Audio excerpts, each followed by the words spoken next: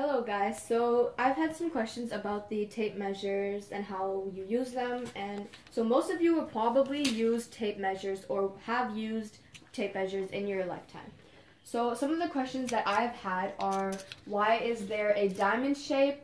Why is there a rectangular mark around the 16? Why is there movement on the metal hook? And why is there a slot hole on the metal hook? And why is there zigzag cuts or sharp horn shapes? Why is there a 3.5 inch written on the side of the tape measure body?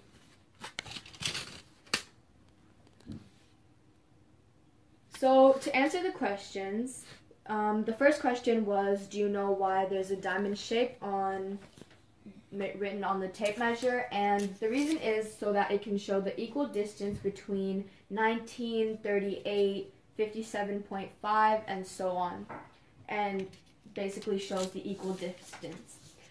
Same thing for the rectangular shape around the 16 mark and 32, 48, and so on. It shows equal distance. There is movement on the metal hook, which is 1/16 of an inch, so that it can be added into the measurement of whatever you are measuring. The width of the metal is 1/16 of an inch.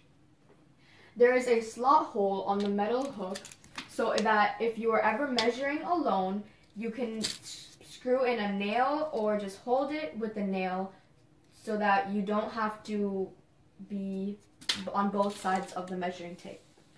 There is a zigzag cut or a sharp horn shape so that you can make a mark or a scratch on whatever material you are measuring on. There is a 3.5 inch written on the side of the tape body so that you can add the total dimension of the measurement that you are measuring.